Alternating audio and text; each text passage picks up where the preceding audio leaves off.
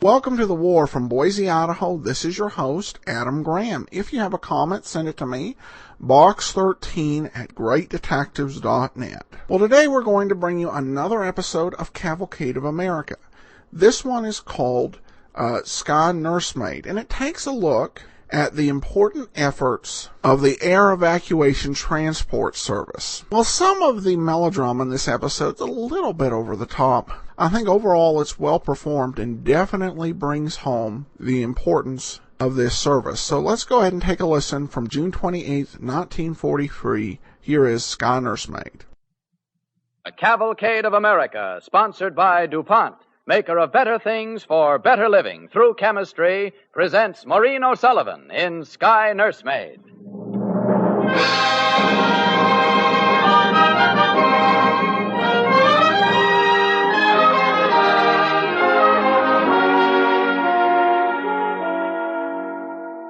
The heat wave through which most of the country is sweltering makes this an appropriate time to mention Freon refrigerant, a product of DuPont Research.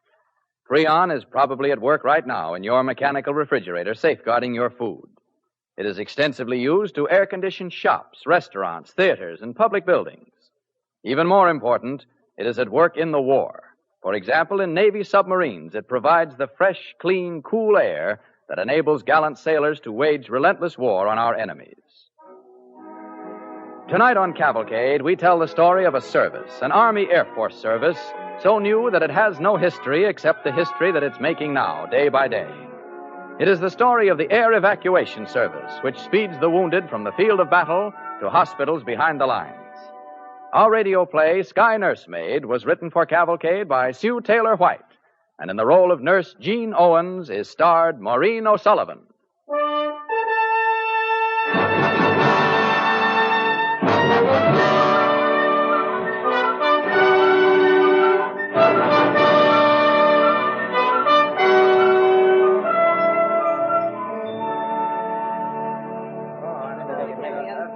We are in a canteen on a flying field in Algiers, somewhere near Oran.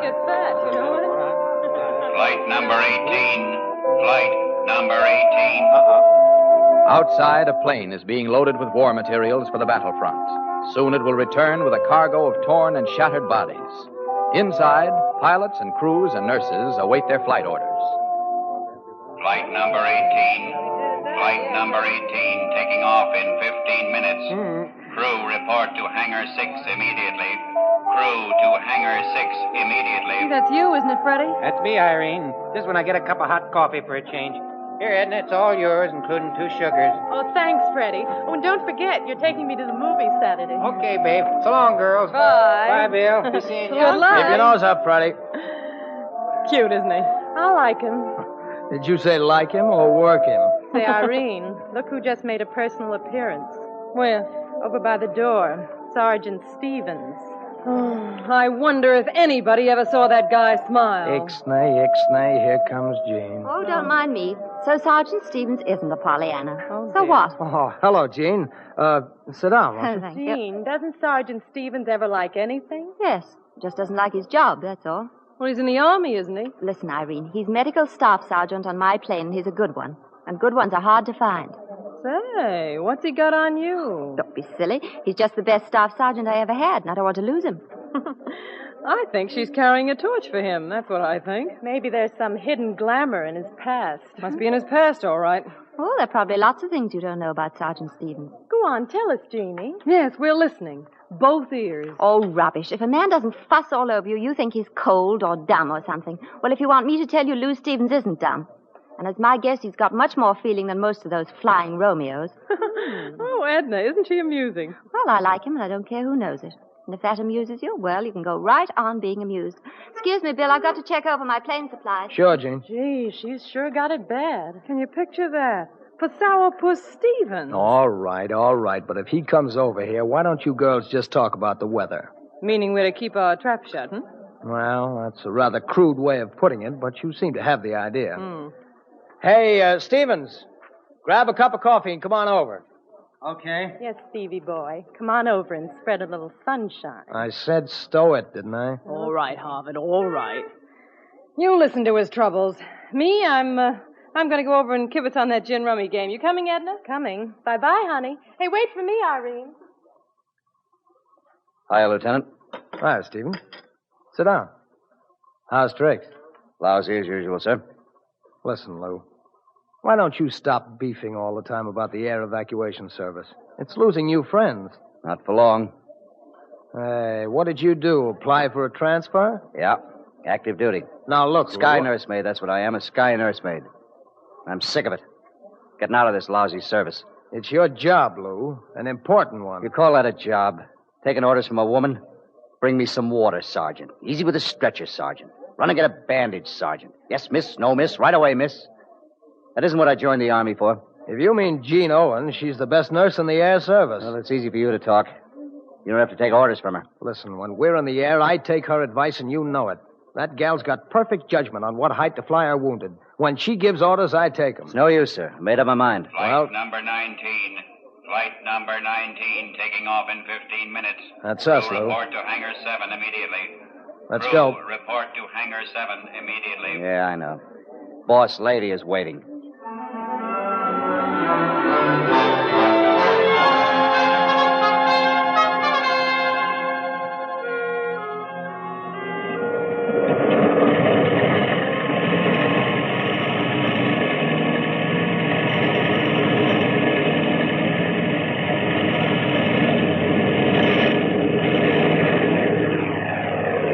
Your name's Lou, isn't it? Yes? Do you mind if I call you Lou? I mean, when we're way out to the front and there are no superior officers around. If you want to. Good. My name's Jean. Here, sit down, Lou. Have a piece of chocolate?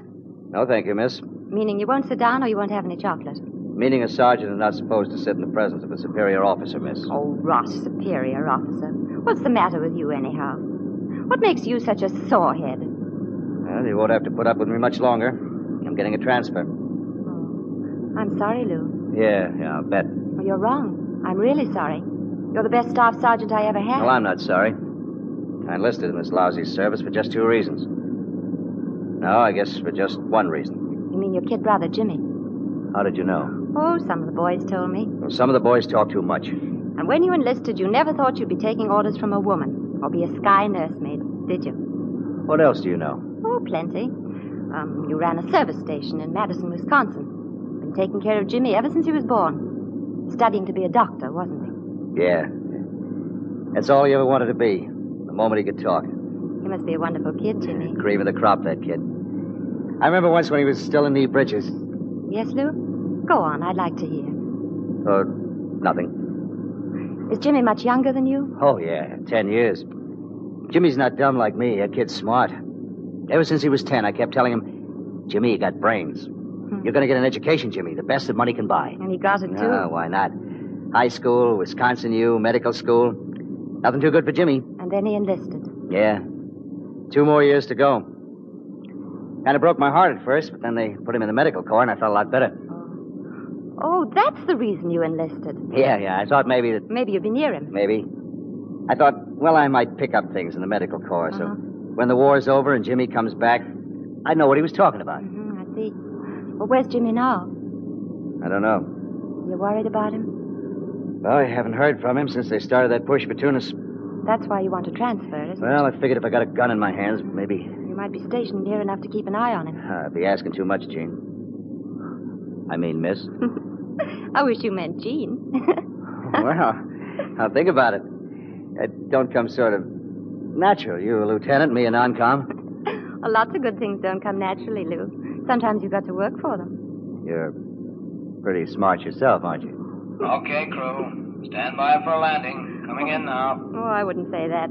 But anyway, I'm glad you think so. Lou, think about not being transferred, will you? I am. I mean, I will. Oh, that's good. Honestly, I'd hate to lose you, Lou. You know, you're the best... I know. The best staff sergeant you ever had. Lou, look at those ambulances lined up on the edge of the field. Rows of them. We've got some work to do.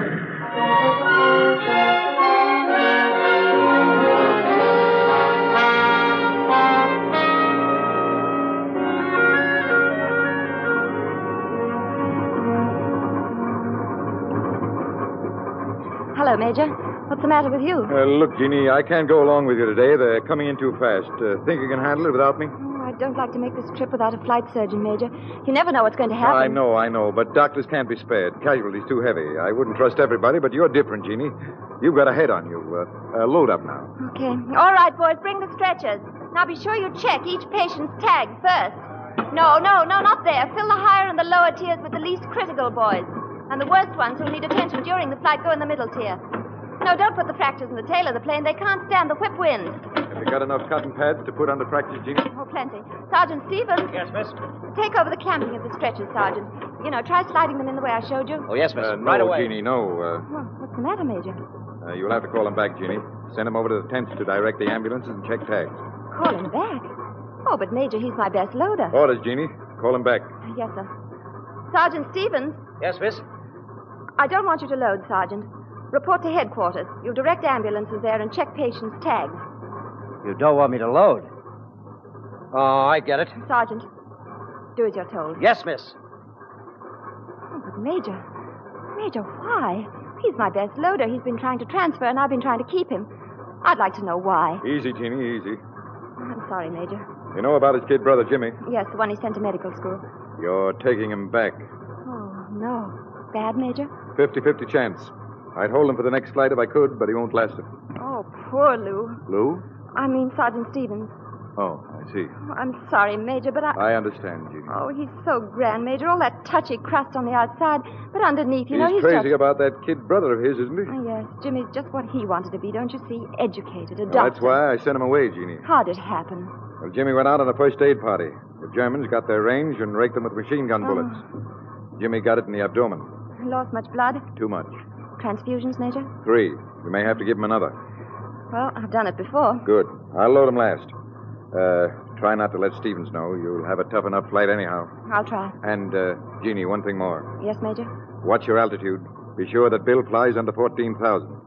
You know what altitude does to these abdominal cases. Yes, sir. I'll see that he keeps down. Well, good luck, Jeannie. See you next flight out.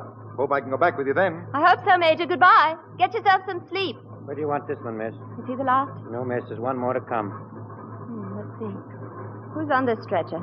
I'm Private Jenkins, miss. Compound fracture of the leg. How are you feeling, Jenkins? Lots better after seeing you, miss. Well, you'll recover, Jenkins. Now, look, if I put you right here in the middle where you'll get lots of attention, will you do something for me? Just ask me, miss. Just ask me. All right. Now, opposite you, I'm going to put a boy who's very sick.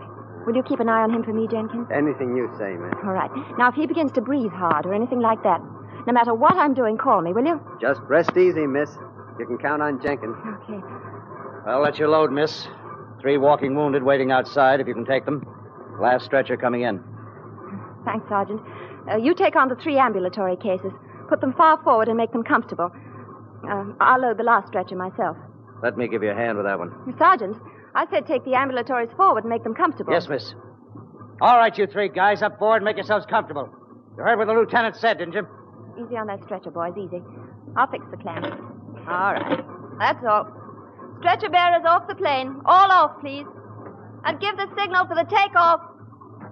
So long, miss.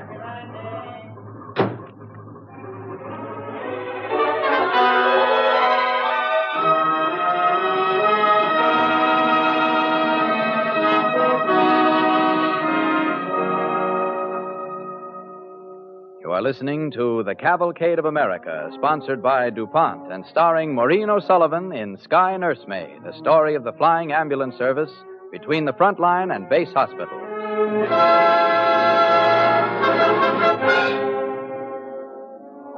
Nurse Jean Owens, played by Miss O'Sullivan, is trying to prevent Lou Stevens, her staff sergeant, from learning that on their plane, critically wounded, lies the sergeant's kid brother. Excuse me, miss. Private Lester says he's going to be sick. Who's Private Lester? One of the walking cases up forward, miss. What's wrong with him? Broken arm, set in traction. Never been up in a plane before. He's kind of scared, I guess. Well, you ought to know what to do with him, Sergeant. Yeah, sure. Prop him up so his arm doesn't jostle. We'll give him a paper bag. He'll get over it. Anything else, Sergeant? Well, don't you want to give me your list so I can check them over? Never mind, Sergeant. I'll do it this time. Some of them may need treatment. Please, Sergeant. Will you stay forward with those ambulatory... They don't need any help, and you know it. When I want you, I'll call you. Just because I've been transferring out. Now you won't let me do anything, huh? Coming out here, I thought you were on the level. My mistake, miss. You stop acting like a fool and get forward. Yes, miss. Indeed, miss. Right away, miss. I'll go forward and play nursemaid, holding a paper bag for Private Lester to be sick in. What's eating him? Oh, never mind, Jenkins. You've got other things to worry about. Boy, oh boy, is he carrying a torch. Now, don't forget.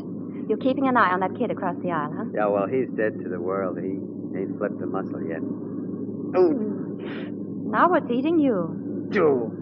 Honest, I didn't mean to holler, miss, but that bump, it was like somebody dropping a trip hammer on my leg. Well, when we're flying low like this, we're apt to run into air pockets.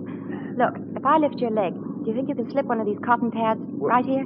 It'll hurt a minute, but it'll make it easier on the bumps. Why don't you call the sergeant, miss? He'll help you. Oh, what's the matter, Jenkins? You afraid of a little pain?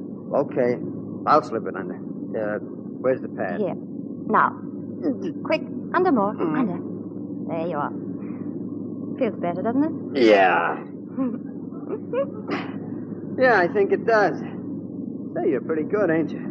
Sure, so are you. Hey, miss, the kid across the aisle's coming, too. Thanks, Jenkins. Hello, Jimmy. You feeling better now? Is this a hospital? Sort of. It's an air evacuation plane. We're flying you to a hospital. How'd you know my name? What? It's on your tag. Jimmy Stevens. Tag. Oh, you got my tag. Think I'm gonna die, don't you? Oh, of course not. Whoever put that idea in your head? Bullet wound in the abdomen. I know what that means. That's Jimmy. That's so good. Jimmy. Yes. Take it easy, will you? We're going to have you all right in no time. 2 hours and we'll be at a hospital. Just hang on, Jimmy. Please, for my sake. Just hang on tight. I feel dizzy. Nurse, I'm so cold. Jenkins, quick. Throw me a blanket. He's gone into shock. Well, I ain't got a blanket, miss. Hey, Sergeant, come back here. The nurse wants you. Hurry up. Oh, Jenkins, who told you? Able-bodied. Yes, miss. You want me? All right, Sergeant. I do need help. Blankets and hot pads right away. There's a boy in here in shock. We've got to give him a blood transfusion. I'll get the plasma, miss. Got a sterile needle? No. Lou, wait a minute. Yes, miss? I don't know how to tell you. What is it, miss? You better take a look at him first. It's Jimmy. I didn't want you to know it, Lou. I tried to keep it from you. Say something, will you, kid? It's me, Lou. You're wasting time now. This has got to be fast, I tell you. Don't stand there. He's shot. He's lost a lot of blood. He's shot in the abdomen. Do you hear me? Yes, miss, I hear you. I'll be right back. Oh, hurry, Lou, hurry. What are you doing to the plane, Bill? You're jarring all my patients. Can't be helped, Gene. There's a Messerschmitt on our tail. He's shooting at us. A Messerschmitt? Well, can't you lose him, Bill? He's gaining on us. I may have to climb, Jeannie. Oh, no. No, you mustn't do that. I've got an abdominal case on board. He's in shock. Altitude may kill him. All right, I'll try, Jeannie. But if I can't shake him, I'll have to go up. Here's the blankets and the pad, miss. Any better? Did you get the plasma, Sergeant? Yes. Still water, sterile needle? Everything's ready, miss. All right, Sergeant. Mix the plasma. Be sure to shake it. Stand by till I need you. What's that? Right. Jimmy, does this heat make you feel any better? Jimmy? No use, Gene. We'll have to go up. Our only chance is to lose him in the clouds. Jeannie, what do you say? Shall I go up? What's he mean, go up? He can't do that. You may have to, Lou. We're being chased by a Messerschmitt. It'll kill him. It'll kill Jimmy. If we don't, it'll kill the others, all the other 17. You don't want that, Lou. What do I care about the others? Tell him to stay down where he belongs. You're a soldier, Stevens. You're a sergeant in the medical corps. It's your business to care about the others. Don't give me that. Medical Corps, the best nursemaid in the air evacuation force. All I'm thinking about is Jimmy. All right, Sergeant Stevens. You'll get your transfer, and good riddance. Sergeant Stevens. Well, go on. Answer him. This is Sergeant Stevens. What's happened to Jeannie? She's right here, sir. Well, tell her I'm waiting for an answer. Tell her we've got to go up. What does she say? All right, Sergeant Stevens. You answer him. Says to go on up, sir. Thank you, Sergeant. I don't like the way he's breathing, miss. Too shallow. Let me feel his pulse. Maybe that blood transfusion. Yeah, I think you're right, Sergeant. Plasma solution ready? Ready, miss. Tube, please. Needle. All right, you can start it flowing now. Slowly. slowly. Sergeant, you're not going No, to... I've got it, miss. Go right ahead. Pulse is stronger now. Yeah. The color's coming back in his face, huh? Maybe we'll pull him through, Sergeant. Well, he's got the best nurse in the service, miss. And the best staff sergeant she ever had.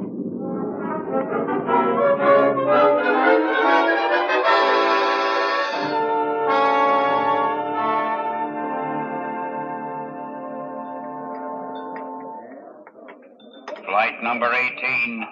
Flight number 18 taking off in 15 minutes. Crew report to Hangar 6 immediately. Crew to Hangar 6 immediately. Hey, Lo, here she is. Oh, Bill. Hi, Lieutenant. Hello. The name's Jean. Lieutenant Owens, may I introduce you to Staff Sergeant Lou Stevens? Bill, I'm going to smack you. Oh, no, you're not, because I'm leaving. I have a few things to check over on the plane. Excuse me, ma'am. Excuse me, Sergeant. That devil. I brought some coffee for you, miss. Hot. And a bar of chocolate, too. Yeah. Well, I'll have to think about that chocolate, Sergeant. I just came from the hospital, miss. He's doing fine, isn't he? Oh, yeah. Doctor says he's going to be okay, as good as new. Oh, I'm glad, Sergeant. Lou, miss. Lou what? Lou Jean. Oh, is that Colonel over there ever heard us? Nuts to the Colonel. Say, Jean, Yes? I've been sort of thinking, What about Lou? me and you, well, Yes? you see, I guess I acted awful dumb on that flight, huh? Oh, I wouldn't say that. You make good sense to me. Yeah, but all them fireworks. You know, I got a rotten temper. Have you? Yeah. Well, if you promise to keep a secret, I've got one, too. Yeah? That's funny. I never thought I'd like a girl that's sassy. Well, I never thought I'd like Sorehead? a man with very definite opinions. About women, especially. Hey, Jean, I still got to thank you for pulling Jimmy through. Oh, that wasn't me. It was the plasma solution. You that gave it. The Messerschmitt on her tail. All part of a routine evacuation flight, Lou. The sort of thing you're through with. What do you mean I'm through it? You're being transferred, aren't you? Transferred? Where'd you get that idea? Well, I thought you were getting out of this lousy service. Sick of being a sky nursemaid. Well, a guy can change his mind, can't he? Well, to make it stick, you've got to have a change of heart, too. Yeah, I guess that's what it is. Change of heart, Gene. That's what makes me feel so good. Flight number 19. Flight number 19 taking off in 15 minutes. Crew report to Hangar 7 immediately. Crew to Hangar 7 immediately. Come on, miss. That's us. Yes, Sergeant. That's us. That's us.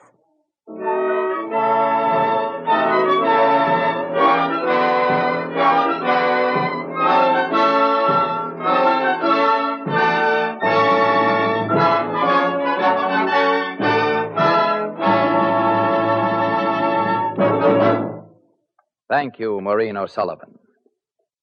Later, we will hear Miss O'Sullivan interview Sergeant Thomas Day, Jr., who was wounded in North Africa and who has good reason to be thankful for the flying ambulances of the United States Army.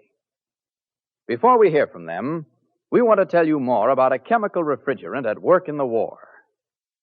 Fresh air, fathoms deep, and fresh, cool air. The fact that our Navy's new submarines have fresh, cool air even after long submersion strikes old-time submarine men as almost a miracle. But in this war, Uncle Sam's submarines are air-conditioned. Even when they dive deep under fathoms of ocean, air conditioning keeps the air clean and fresh.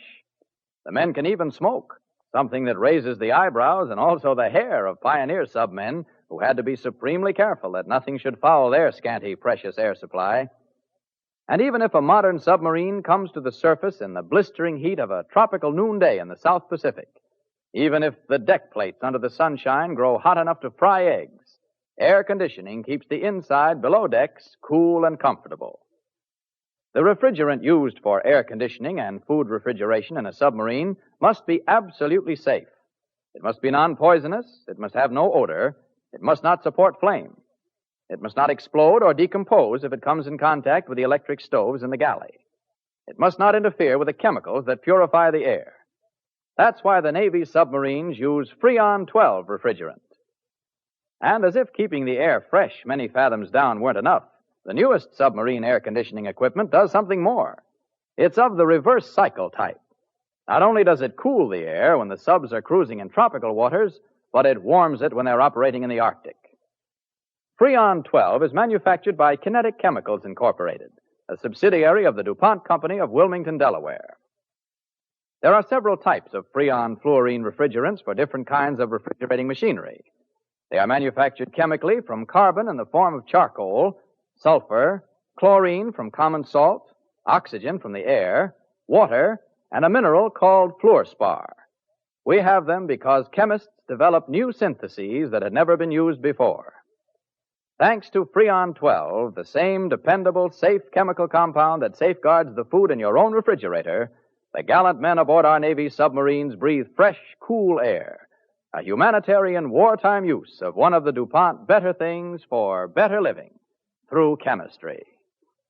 And now, our star of tonight's cavalcade, Maureen O'Sullivan.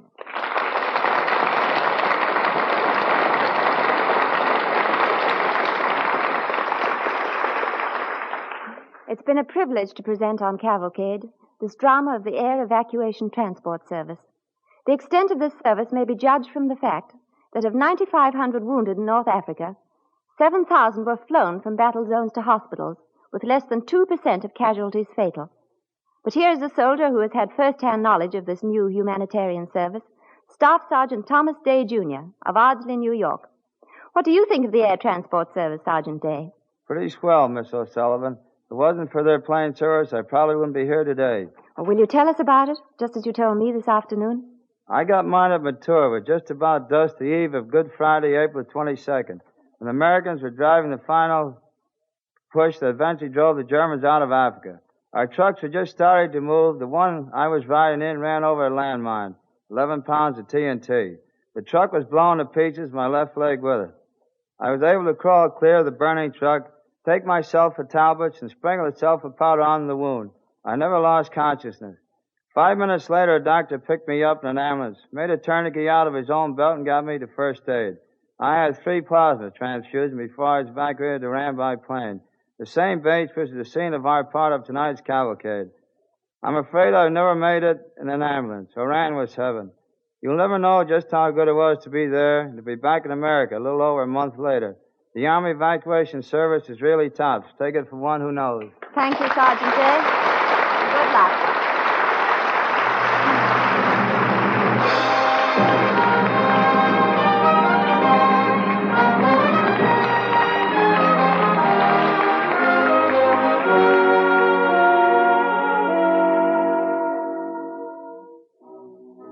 Next week, in honor of Independence Day, the Cavalcade of America will present a great radio classic, Listen to the People, by the late Stephen Vincent Benet, with an epilogue by Carl Sandburg.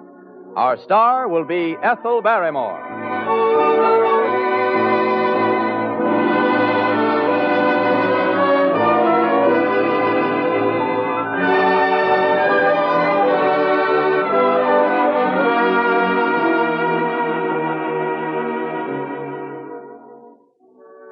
Be with us next week when Cavalcade presents Ethel Barrymore in Stephen Vincent Benet's Listen to the People. Here is a message from the government of interest to everyone who is wondering how he can pay his 20% withholding tax and increase his war bond purchases. The new withholding tax doesn't change the actual amount you pay. It merely changes the way and the time you pay. A sensible way of paying for the war as we go along. The orchestra and musical score tonight were under the direction of Donald Voorhees. This is Clayton Collier sending best wishes from Cavalcade sponsor, the DuPont Company of Wilmington, Delaware.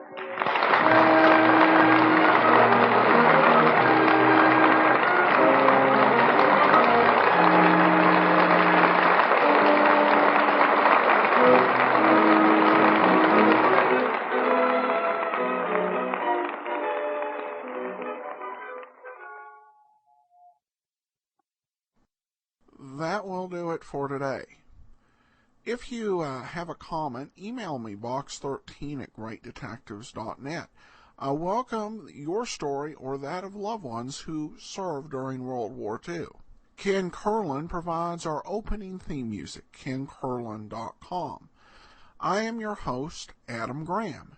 This series is provided as a service of the Great Detectives of Old Time Radio, greatdetectives.net.